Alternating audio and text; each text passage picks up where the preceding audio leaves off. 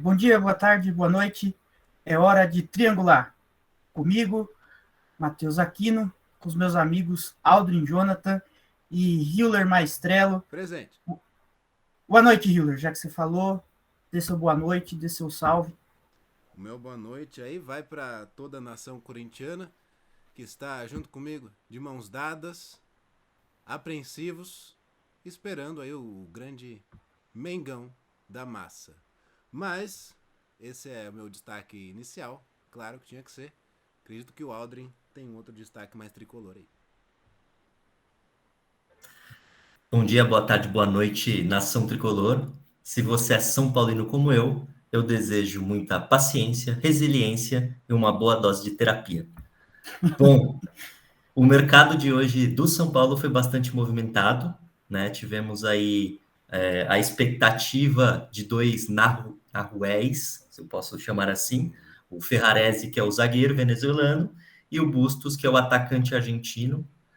Vamos comentar um pouquinho aí o que eles podem atribuir no elenco do São Paulo, caso as contratações realmente se confirmem.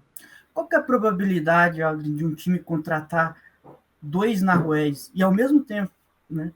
Eu acho que deve ser sem dinheiro, sem dinheiro. Passagem. Jogadores vindos do grupo City. O fato de ter contratado já é, né?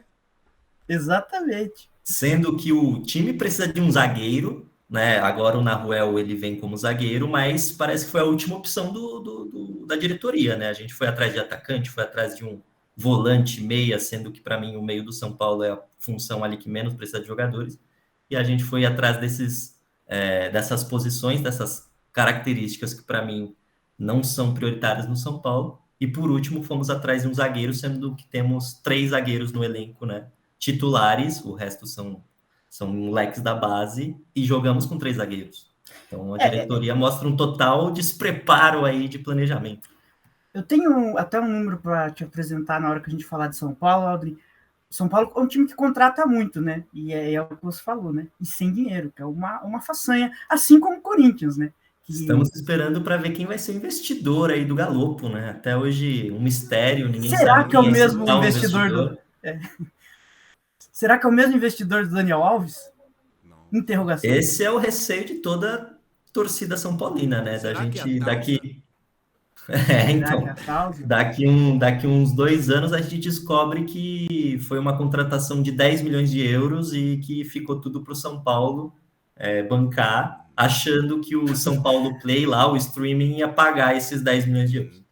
Mas o Galopo é bom, hein? E o Galopo daqui a 2 anos talvez esteja jogador. Jogando no Barcelona ou no México. Depende do quanto ele é fã de Chaves. Barcelona, de Guayaquil. Mas parece... Meus amigos, eu quero fazer uma pergunta para vocês. Nós estamos gravando? Sim, estamos. Sim. Tá bom. Tá gravando. Mas vamos começar, e a gente vai começar falando do líder do campeonato, do atual bicampeão da América. E eu não revelo para que time eu torço, apesar dessa empolgação. Vamos falar de Palmeiras. E eu quero começar fazendo um questionamento para vocês, meus amigos. E eu tenho uma opinião bem forte.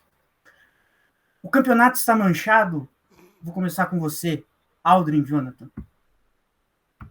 Olha, acho que manchado é uma palavra muito forte. Existem muitos erros de arbitragem, né? Tanto no VAR quanto no árbitro de campo, mas acho que manchado é uma palavra excessiva aí, né? Acho que não tem um clube que está sendo beneficiado. Todos os clubes, em certo modo, são beneficiados e também prejudicados, né? Numa rodada o São Paulo, noutra o Palmeiras, mas acho que isso é mais uma ruindade geral da nossa arbitragem do que propriamente um roubo deliberado para um time, para favorecer um clube ou não, tá? Esse bordão, né, o campeonato está manchado, é patenteado pelo Burro Consorte, nosso querido Levir Coupe, naquela entrevista histórica, né? 2015, clássica, né, ele escreveu um livro clássica, depois disso. Sensacional. Adoro o Levir. Mas eu não sei qual é a sua opinião, Hiller. Eu estava até antes do podcast revendo os lances. E assim, Só fazendo um parênteses dessa história, né? Ela aconteceu no campo, quando o Levir ainda era técnico, não me recordo do clube, era no mas Coritiba. Coritiba, e o Levir ele foi fazer uma substituição que a torcida ficou revoltada, o chamou de burro, e aí o jogador que ele colocou fez o gol, e aí ele virou para a torcida, né, e falou, agora eu sou burro, e aí o torcedor respondeu, sim, é burro com sorte. E ele escreveu um livro e ganhou muito dinheiro com essa expressão.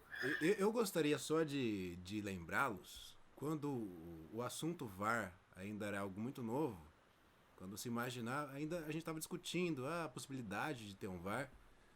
Eu lembro de alguns inocentes que diziam, não, mas aí o futebol vai acabar a graça, vai acabar com a graça do futebol, vai acabar com as discussões. Ora, mas que inocência, não é mesmo? Agora a gente tem um novo lugar para a discussão. A discussão, acabou a discussão? Não, porque o VAR continua sendo polêmico da mesma forma.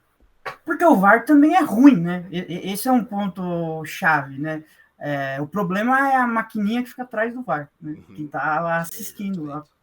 E quando a gente fala de impedimento também, eu acho que a gente traz uma nova discussão, né? Porque com o VAR a gente passa a discutir impedimento milimétrico, que até então com a arbitragem não tinha. Quando a gente também Globo... discutia, né, Alves? Não, mas quando a Globo passava uma imagem, assim, a gente ia no visual, eles colocavam uma linha ali, mas a gente não tinha discussão, o dedão do atacante está na frente do defensor, o ombro, não tinha essa discussão, era meio que o centro corporal ali que a gente discutia. Sim, agora com o VAR, com esse traçar das linhas, a gente passa realmente para fazer uma coisa, tem que ser exato, tem que ser milimétrico. Será que existe a mesma linha? A mesma linha deixa de existir aí, né? Tem jogo que não coloca uma linha, né? Diga-se de passagem, né?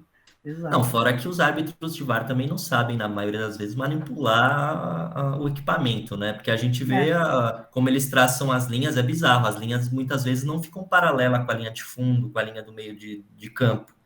Sim, né? A linha tá por eles fazem ali um diagrama de Aristóteles quase, né? Tá um bagulho assim, passada, é bizarro. Ou seja, não tem ninguém sendo extremamente beneficiado, então tá como sempre foi. Errando e acertando para todos os lados. Eu concordo. Só que agora, assim, eu acho que tem um caldo aí, né? Um tempero nesse caldo. Porque a impressão que eu tenho é que muitas vezes o VAR também ele fecha os olhos para alguns lances. Lance, por exemplo, Atlético Paranaense e Flamengo, na primeira rodada ali do mata-mata da Copa do Brasil, das quartas. Para mim, o VAR poderia ter chamado o juiz em 4 lances capitais ali. No chute do Gabigol, no pênalti ali na puxada de camisa, naquele lance do Arrascaeta, que para mim foi o mais absurdo de todos. Existe o Arrascaeta... VAR caseiro, Aldrin?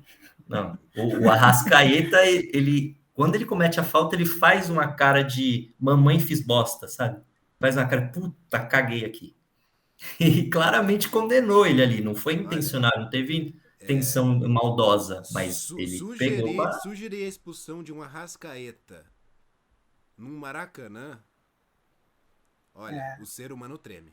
O ser humano treme, só queria apontar isso. Acho que o VAR tremeu ali também, né? Tremeu. Mas eu tremeria também. Eu tremeria. Pobre VAR, né? Acho que o grande problema é que a gente não tem critério, né? Não, exato. Por exemplo, que eu vi um questionamento muito grande também por parte da torcida de São Paulo, que naquele lance da Copa do Brasil, no segundo jogo, no pênalti do Caleri, bate a bola na mão, mas o Caleri está tentando recuar. Aconteceu um lance muito similar no jogo Goiás e Fluminense pelo Campeonato Brasileiro e o VAR não chamou. Foi praticamente o mesmo lance. Então, acho que o que a gente critica muito é falta de critério. Não, e aí que eu ia chegar no padrão. Não, concordo, mas eu ia chegar nos 2 lances capitais que eu queria saber a opinião de vocês, e aí a gente já passa para São Paulo. O lance do Mendonça, para vocês, foi pênalti? Aldrin. Eu vi poucas vezes esse lance, tá? Mas assim, pelas imagens que eu vi, eu não vi ali em tempo real, foi naquele replay ali, bem na imagem fechada. Eu acho um pênalti muito discutível. Eu, sendo árbitro ali no VAR, eu não recomendaria a revisão. Não achei pênalti. Não sei se o juiz deu no tempo, no jogo ali, ou foi o VAR que chamou? Não sei. Eu acho que ele deu e foi olhar, mas aí que tá. O primeiro, eu tava revendo, era isso que eu ia falar, eu tava revendo agora aquele primeiro do lance do Gustavo Gomes. Foi pênalti. Eu daria aquele pênalti, Gustavo Gomes. Sim, eu acho que aquela mão ali não fez sentido pro lance ali, sabe? Exato. Foi um Exato. Agora, o segundo destempero do lance, Gustavo para Gomes. mim, aquilo não existe. Aquele lance do Danilo não é pênalti nem com VAR, nem sem VAR. O Daronco quis compensar. Para mim é muito claro. Agora, mas é passível de interpretação aquilo lá. O do Danilo eu acho que não, Hiller. O do Danilo eu acho que não. O do Gustavo Gomes, sim, eu daria, mesmo sendo passível de interpretação. Mas aquele do Danilo, cara, eu fiquei olhando em cima, você olha embaixo, e você não enxerga o contato. Mas o ponto é, o VAR chamou, né? Eu acho que chamou. Até agora eu não lembro. Se é um lance passível de interpretação, o VAR não devia ter chamado, né? Pode ser. Também, tem isso também. Agora, aí que tá, acho que cai muito no que o Aldrin falou, né? A gente não tem critério nem pro VAR chamar, entendeu? Ou o juiz fica escorado no VAR, né? Então, acho que isso é complicado também, né? O que eu acho que é engraçado nesse lance interpretativo é que, cara, tudo bem, é interpretativo, mas o juiz ele tem um ângulo de visão ali dentro do campo que muitas vezes está encoberto por um corpo de outro jogador ali na frente. Se ele não for pro VAR, ele de repente não pode ter uma outra interpretação do mesmo lance? Sim. Né? Você não é que você está induzindo o árbitro a tomar uma outra decisão, você está dando possibilidades dele analisar o mesmo lance de outros ângulos. Mas tem o pênalti que só existe no VAR também, né? Que é aquele pênalti que você olha Claro, várias sim, vezes em câmera lenta. E, cara, isso para mim deixa o jogo chato. Assim, acho que isso é o mais desmotivador, né? Nessa questão do VAR. Gerou uma aflição, né? Agora sai gol, a gente não sabe se é gol. Lance, às vezes, que é uma chegada mais brusca, você nunca sabe se o VAR vai recomendar para expulsão, se não vai. Acho que virou uma tensão. E até para quem está no estádio, é muito ruim, porque você não sabe o que está acontecendo. Né? O juiz coloca o dedinho ali no ouvido, pede para esperar a cobrança de lateral, e aí você fica naquela tensão, meu Deus, o que está acontecendo? O que ele está verificando? É possível pênalti? É expulsão? E eu até acho que para o estádio, os clubes e a federação, a CBF, deveria repensar. Eu acho que, como tem na Premier League, aparece lá no telão, checagem de possível pênalti, checagem de possível cartão vermelho. Cara, a gente tinha que informar quem está no estádio. É um absurdo não informar. Nem na TV a gente sabe quem dirá em estádio, né? E outra coisa que me incomoda profundamente, eu acho que, assim, decisão certa ou errada do VAR, essa é a minha opinião, tem que ser respeitada. Discute depois, enche o saco depois, mas não estraga o jogo, entendeu? O VAR deu, tá errado, dane-se, sabe? É isso. Ou então a gente assume que o campeonato tá manchado e na próxima rodada ninguém entra em campo, né? Porque senão, me desculpa, é só um circo armado pela Leila, um circo armado que na verdade ninguém está pensando pelo bem no campeonato, né? Tá todo Não, mundo preocupado exato. com o seu próprio clube, né? Se o Exato. meu clube foi beneficiado, ótimo. Se não, aí eu vou reclamar, vou mandar ofício para a CBF. Ou seja, exagero de Abel e Leila. Cara, o Abel, ele é muito chato. A gente sempre fala isso, né, Aldrin? E ele tem muitas contribuições pro futebol brasileiro e tal, mas ele é um... Ele comprou muito esse discurso de nós contra todos. Contra tudo, exato, contra todos. Exato. E assim, ele não inventou isso, né? A gente vai ter uma discussão aí adiantando, né, para os nossos telespectadores sobre grandes técnicos brasileiros. Um dos que vai figurar ali no topo, que é o Filipão, é o rei de fazer isso, né? E até hoje, né? Ele nunca deixou de fazer. Mas seguindo aqui, eu quero saber de vocês, que a gente está com o tempo apertado, palpites para Palmeiras e Atlético Mineiro. Hiller Maestrello, o que você acha? Cuca, mestre Cuca, vai dar jeito nesse time do Galo? Primeiro jogo será lá, né? Lá em Minas. Mineirão. Palmeiras ganha lá. De 1-0. E perde aqui. Nos pênaltis. Esse palpite não faz sentido nenhum. Já está dando o resultado do segundo jogo. É o primeiro apenas. É o primeiro. No primeiro, o Palmeiras ganha 1-0. 1-0. Não faz sentido nenhum a lógica do Hiller, mas eu quero ouvir você, Aldrin. Cara, eu acho que como não tem mais essa regra do gol fora, o Abel não vai se expor tanto. Lógico, vai jogar ali pelo contra-ataque, o Palmeiras tem um contra-ataque muito bom. Eu aposto num 0-0. Eu tendo a esse 0-0 também, mas eu acho que, cara, o Galo tá numa situação muito complicada. Esses 3-0 pro Inter foi muito estranho. E conhecendo como são ambientes treinados. Não fez um jogo decente, bom no ano inteiro. Pelo menos Conhecendo... um contra-ataque do Palmeiras entra. Exato. Contra-ataque entra. Conhecendo ambientes treinados por Alex Stivel, eu vou de 1-0 Palmeiras também. E Palmeiras passa. Eu acho que... Mas aí a gente fala... Eu já venho falando aqui... Eu já venho falando para vocês aqui, né? Não em live, mas nas nossas conversas, que há tempos que o Galo não tinha a mínima chance de passar do Palmeiras. Muito antes do técnico ser demitido, do Cuca ser contratado e para essa derrota do Inter. Acho que o Atlético não vem fazendo... O Atlético não vem fazendo um jogo bom. Talvez, assim, se fosse uma diferença igual à Copa do Brasil, um jogo agora e depois de 3 semanas, acho que o Cuca até, de repente, conseguiria acertar um pouquinho o time. Não a ponto de, acho que, de fazer frente para esse Palmeiras. Mas um jogo seguido do outro, não vejo grandes chances do Galo se classificar, não, cara. Também não. A não ser que assim, seja algo do destino, um jogo parecido com São Paulo, o Palmeiras perde um pênalti, tem um pênalti, aí vai para a não ser que seja como o ano passado, mas invertendo os times, né? Pois é. Que também não é Exato, algo que me causa calafrios, na verdade. O Atlético jogou mais do que o Palmeiras nos 2 jogos, mereceu classificação. Mas vamos seguindo aqui com a nossa pauta. O tempo urge, a Sapucaí é grande, né, Hiller? E vamos falar de São Paulo. O tricolor do Morumbi. Que rapaz bonito esse Galopo, hein, Aldrin? Eu acho Nós que... queremos jogadores bonitos e gostosos. Toca no Caleri que é gol e pro Galopo. Qual que vai ser a frase? A frase vai ser: Galopo toca no Caleri. Toque no Galopo para ele tocar no Caleri.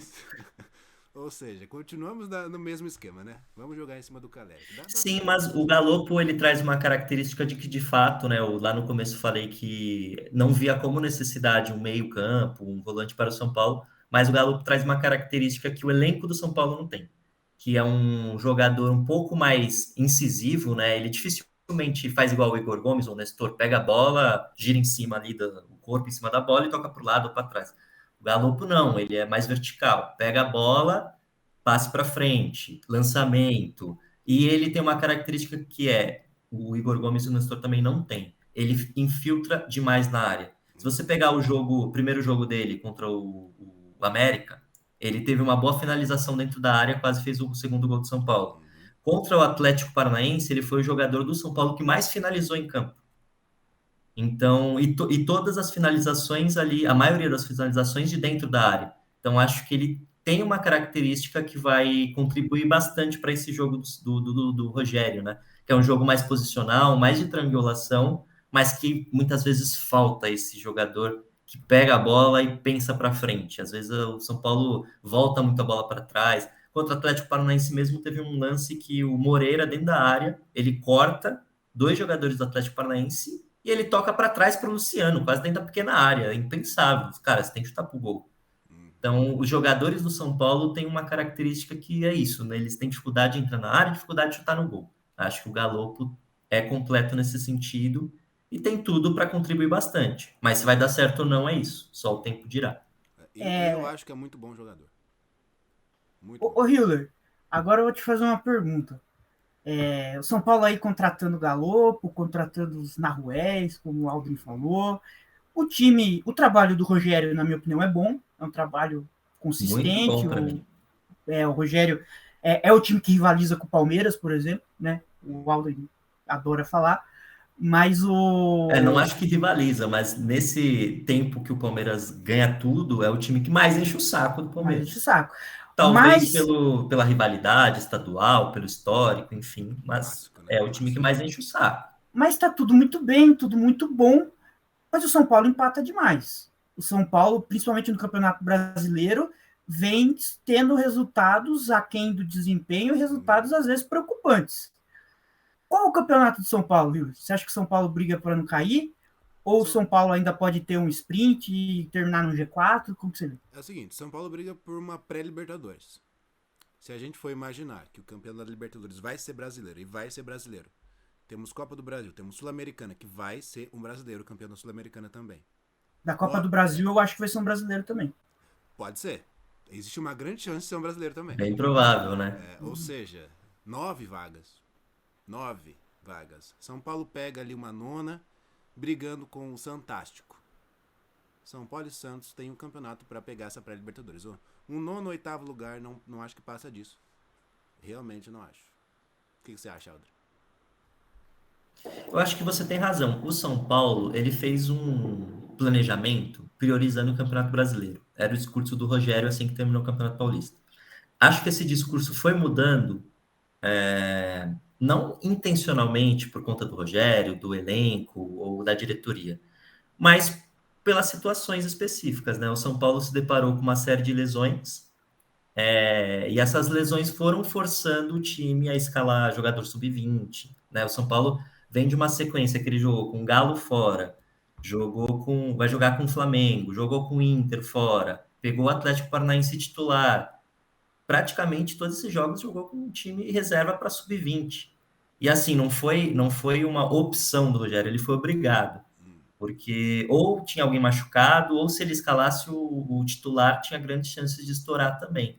Então, acho que o calendário do São Paulo foi se moldando para as Copas. E agora o São Paulo está numa situação que é um pouco complexa, né? O que você faz? Você desiste do brasileiro? Desiste assim, né? Escala o time reserva e vê o que vai acontecer? Não dá, o time tem que ganhar ponto. O time não tá nessa Mas posição. não tá, mas do mesma forma, pô, você eliminou o Palmeiras da Copa do Brasil. Você vai desistir da Copa do Brasil? Você não vai, não tem como fazer isso. Você vai desistir de uma Sul-Americana nas quartas de final contra o Ceará, que também vem empolgada, a torcida deles também tá bancando muito esse campeonato, a torcida de São Paulo tá acreditando muito, tá? Vai lotar na quarta-feira, amanhã, o Morumbi. Então é uma situação muito delicada do Rogério. Acho que o Campeonato do São Paulo hoje é por permanência, até porque no primeiro turno o São Paulo, para mim, teve mais desempenho do que resultado. São Paulo empatou muitos jogos, como o Matheus disse, empatou jogos que era para ganhar. Muitos jogos que ele colocou um de diferença, dois, não conseguiu muitas vezes colocar dois, mas saía na frente e cedia empate. Empates muitas vezes no final do jogo, como com o Goiás, tomou um gol no último minuto. Contra o Avaí, o São Paulo saiu na frente na ressacada, teve um pênalti para fazer 2-0, perdeu o pênalti, tomou 1-0, tomou 1-1. Então, muitos jogos dentro do Morumbi, não conseguiu ganhar do Juventude do Morumbi. Contra o Coxa, no primeiro tempo era para ter feito no mínimo uns 3-0, não fez 1-0 e depois tomou um empate num lance bizarro. O cara chutou, bateu num, bateu no outro, entrou. Então, eu acho que o São Paulo também ele está se moldando como clube, né, como time, nas mãos do Rogério. Eu acho que o trabalho do Rogério como um todo é muito bom, até porque colocar o reserva do reserva e não tomar cacete para Atlético, Internacional fora, Atlético Paranaense, eu acho que é um mérito. Mas principalmente nos últimos jogos, como o Rogério mesmo disse nesse jogo contra o Atlético Paranaense, São Paulo vem cometendo erros muito grotescos, assim, erros que não dá para cometer. O goleiro que vai dominar a bola escapa e comete um pênalti impensável. O menino da base, o Moreira, tá fazendo um bom jogo, aí dá uma entrada ali na pontinha da grande área e faz um pênalti. Então, acho que, assim, o São Paulo é um time forte, muito mais forte do que nos anos passados, até mentalmente, né? Um time que não desiste, assim, do resultado. Até o jogo contra o Palmeiras, acho que mostrou um pouco disso, porque foi o primeiro tempo que o Palmeiras poderia ter arrebentado o São Paulo, e o São Paulo se manteve forte ali, fazendo um jogo dele ali, digno. Mas é isso, eu acho. Mas é um time que São Paulo entrega ainda resultado precisa... também, né? Eu acho que o São Paulo tá forte assim no mata-mata, né? Até saiu uma estatística nessa semana aí, quando ganhou do Atlético, do América, na semana passada, que o São Paulo ganhou todos os jogos de mata-mata no Morumbi este ano. Foram 8 jogos, o São Paulo ganhou os 8. Inclusive 2 contra o Palmeiras, 1 contra o Corinthians e agora contra o América. E amanhã vai ter um jogo muito difícil contra o Ceará. Vamos pro palpite? Então, exato, vamos emendar aí. O jogo de amanhã? O jogo de amanhã. Cara, difícil, viu? Eu acho que, por exemplo, se o São Paulo jogar igual jogou contra o América na semana passada, perde o jogo. porque o São Paulo cedeu muito contra-ataque para o América e o América não aproveitou. O Ceará não desperdiça contra-ataque. Então, acho que o São Paulo vai ter que jogar mais bola do que contra o América. Eu acho. Bom, palpite aqui esperançoso. 2-1 para São Paulo. Você, Hiller. O jogo é aqui ou lá? É Morumbi. aqui no CRUSP.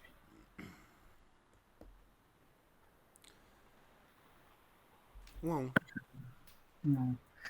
Eu vou de 1-0 São Paulo. Acho que vai ser um jogo. Acho que vai ser um jogo parecido com o jogo do América. Ó. E eu acho que o time Também vai ter acho. que se segurar. E vamos ver, né? Quem não se segurou, Hiller, deixa eu trocar a imagem aqui, foi o Santos. O grande Santos.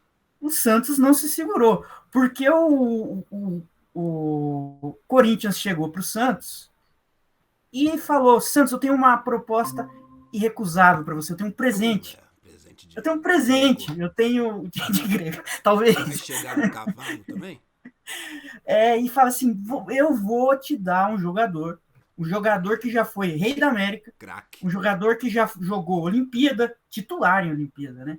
Um jogador que já foi cogitado para a Copa do Mundo de 2018, um cara que sabe jogar bola. Eu não sei a posição dele até hoje, mas ele sabe jogar bola, que é o Luan. Estamos falando do grande Lionel Messi.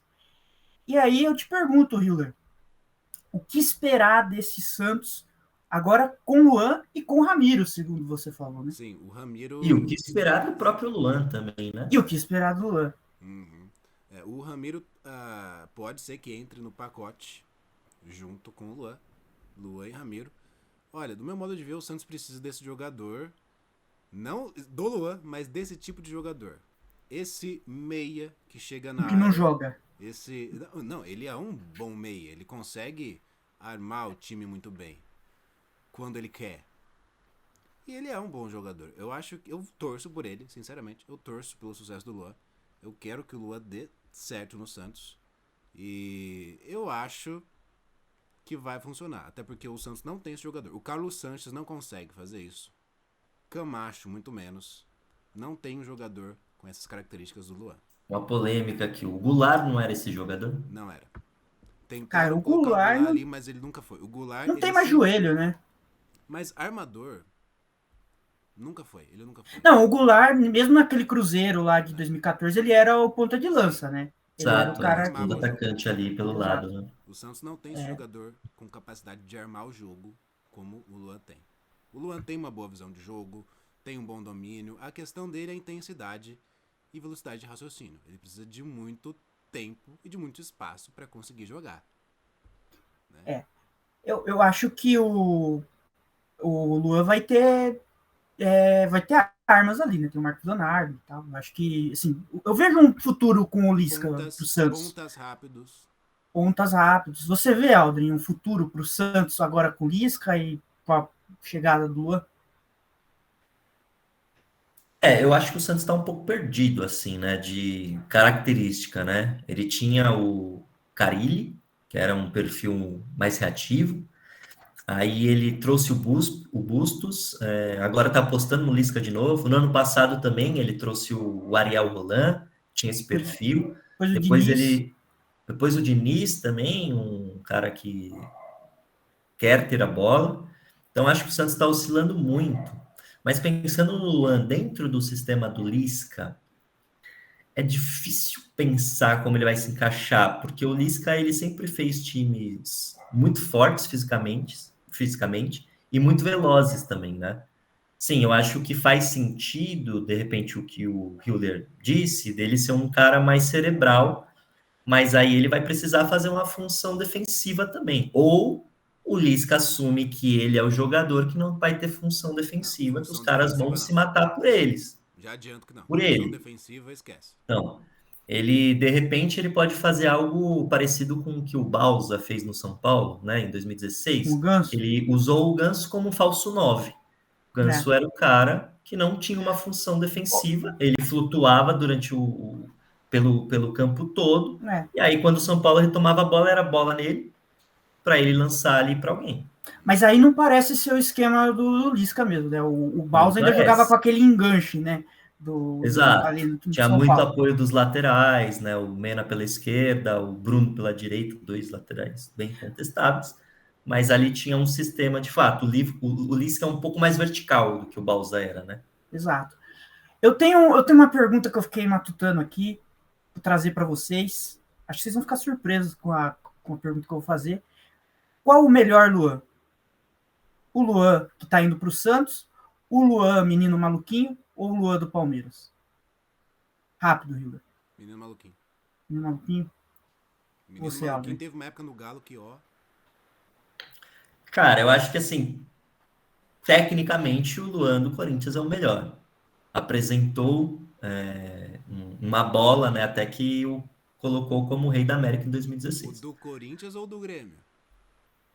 O do Do Grêmio. Grêmio, né? Ah, do Lógico. Do Grêmio. Grêmio, eu quero dizer o Luan que está hoje no Corinthians, né? O É. Corinthians, de fato, Esse não corpo apresentou já jogou futebol. futebol em algum momento, né? Já Exato. desempenhou essa Já. profissão. Mas O... é que o caso do Luan parece ser um pouco mais sério, assim, né? Ele não.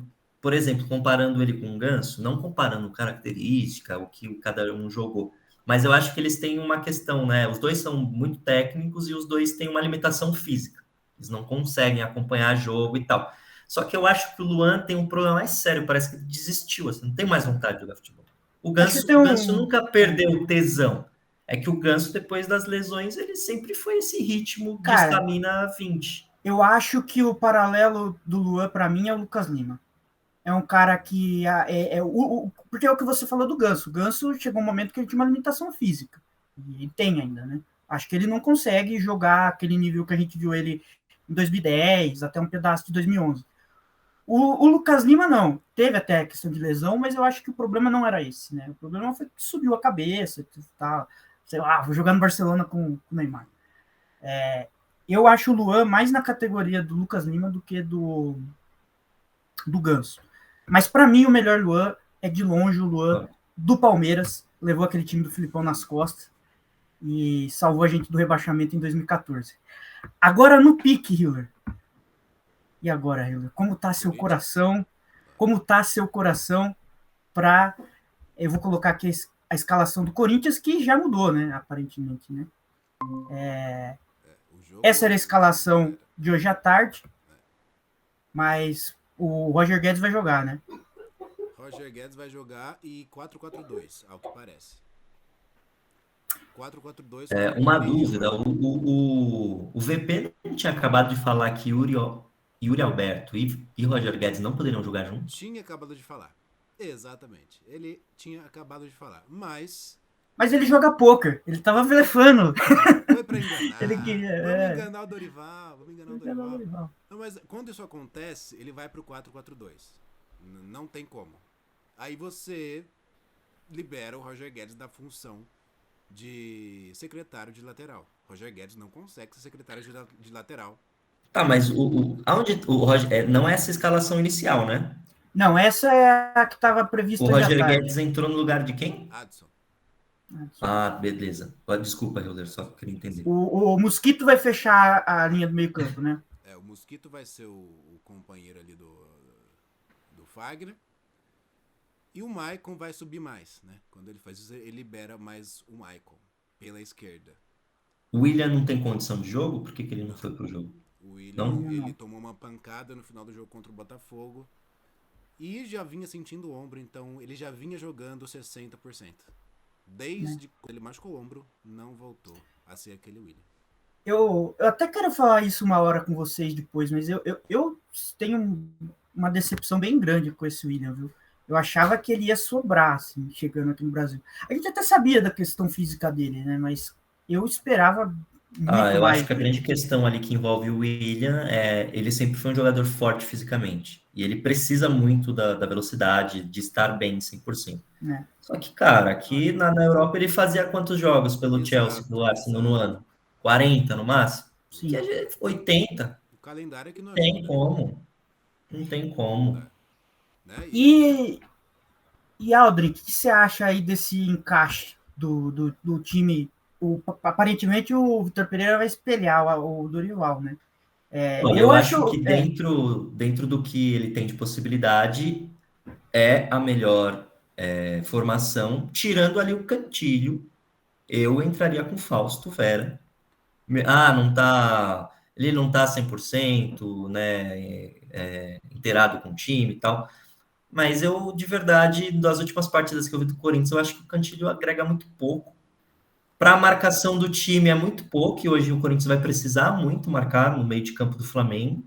E ele também já não está sendo crucial para a virada de bola. Eu acho que, por exemplo, o Fausto Vera conseguiria fazer isso. O Duqueiroz também é um cara que carrega mais a bola e ajuda mais. Eu acho que é possível. Eu acho que é possível. Bom, eu exploraria, eu não sei o que você acha, Hiller, eu exploraria aquela formação com o Fábio Santos e o Piton. Eu acho que esse esquema do Flamengo, que estão falando muito de losango no meio campo, né?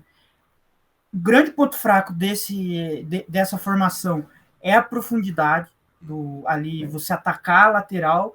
Eu acho que era Mosquito e Adson para cima de Rodinei e Felipe Luiz. Felipe Luiz não aguenta muito tempo, então assim, não sei, eu tinha essa expectativa a partir do momento que o William não jogava. Eu acho que o Corinthians vai ficar manco. Vai jogar só pelo lado do Mosquito. Vai ficar completo. O Piton não sobe. É um outro risco, né? O Piton não vai passar do meio campo. O Piton não vai chegar na linha de fundo para cruzar. Ele não vai. Rodinei vai ter uma vida tranquila. Roger Guedes não vai fazer o que o William faria com o Rodinei. E outra coisa, vai ser o Bruno Mendes no lugar do Gil ali. Bruno Mendes e Balbuena, encontramos a defesa do Corinthians aí pro resto do ano. É verdade, ainda tem o Balbuena para entrar, né? Eu não sei. Balbuena e Bruno Mendes, a defesa. Então, o que eu tinha escutado hoje à tarde. Hoje, titular Balbuena e Bruno Mendes. O que eu escutei hoje à tarde é que o Raul Gustavo jogaria se tivesse condição de jogo. Não, pelo amor de Deus, Raul Gustavo não tem condições. Mas Não, mas o Bueno é muito mais. Eu acho ele um bom zagueiro, mas ele é biruta da cabeça, sim, né? Um cara. É totalmente inocente. Às vezes parece que dá um branco nele, começa a fazer loucura dentro de campo. Mas... o Balbuena é mais jogador, né? Acho mais, que é consenso. Amigos, vamos encerrar, porque palpite, o Hiller. Palpite. Eu vou começar aqui. Eu acho que hoje é 1-0 Corinthians. Aldrin. Eu vou com o Matheus, sigo o relator, acho que vai ser 1-0 Corinthians, o Corinthians é forte na arena, acho que o VP armou o time para frear ali as principais qualidades do Flamengo e pela formação vai apostar muito no contra-ataque. E é um time que foi muito feliz, né, na última década jogando assim. Olha, eu acho que o Corinthians vai enfrentar um problema chamado Arrascaeta, um problema enorme. Esse rapaz contra o Corinthians sempre destrói. Flamengo não só contra o Corinthians. Sem o William, agora sem atacar o Rodinei, que seria ali o único lugar fraco na defesa do Flamengo. O Flamengo é favoritaço. Dito isso, 2-0 Corinthians, 2 gols do Yuri Alberto. Esse é o Hiller que a gente conhece. Esse é o Yuri Alberto Day. Lunático. Mas vamos lá. É isso. Vamos terminando por aqui. Semana que vem a gente volta, certo? Aí com mais tempo, falando de coisas bem interessantes aí. Vamos ter um ranking de treinadores, se tudo der certo. E polêmicas. Hoje não tivemos polêmicas. Acho que a gente precisa... Vamos correr para ver o jogo, hein? A gente precisa ser mais apelativo aí. Vamos lá. É isso. Quer se despedir, Aldrin? Bom, amigos, obrigado. Contamos com vocês nas próximas. E, amigos tricolores, estamos na força. Amanhã estarei no Morumbi. Vamos, São Paulo. Fala aí, Yuri Alberto, pisa na área, Yuri Alberto. Só isso. Tchau. Curta, se inscreva no canal, ative notificação. Todas essas coisas que a gente vai ter que aprender. Abraço, pessoal.